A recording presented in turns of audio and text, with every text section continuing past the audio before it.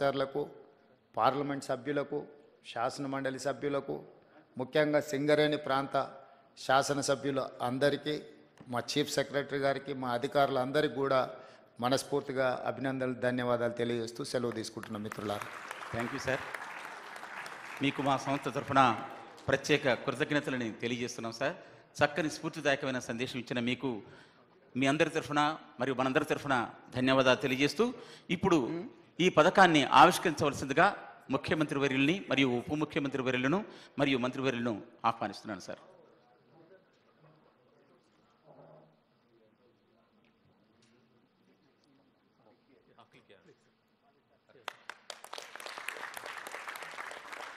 Rajiv Gandhi civils అభయ హస్తం for mains aspirants of UPSC civil services examinations.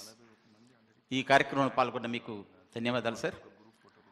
ఈ సందర్భంగా ఈ కార్యక్రమాన్ని నెక్స్ట్ అంటే తర్వాత సివిల్స్గా పేరేటువంటి వారికి ఈ పథకం వర్తింపజేస్తూ మా సింగరేణి సంస్థ తీసుకున్న ఈ నిర్ణయాన్ని మీరు ఆహ్వానించి ఈ కార్యక్రమంలో మీరు పాల్గొన్నందుకు ధన్యవాదాలు తెలుపుతూ ఇప్పటికే సివిల్స్లో పరీక్షలు పాస్ అయ్యి ఈ కార్యక్రమంలో 41 మంది ఆల్రెడీ ఎన్నికైన విద్యార్థులు కూడా ఉన్నారని మా అధికారులు చెప్తున్నారు. వాళ్ళకు మరొకసారి మనస్ఫూర్తిగా తెలంగాణ రాష్ట్ర ప్రభుత్వం నుంచి అభినందన తెలియజేస్తాం.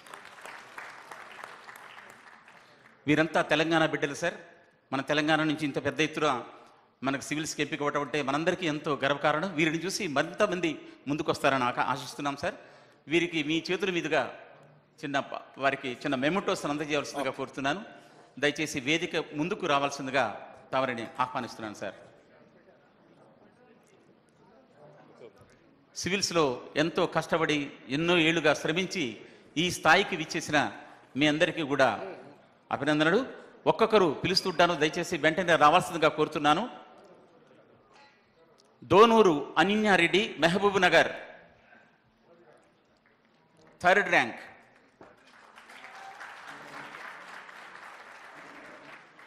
నందల సాయి కిరణ్, కరీంనగర్.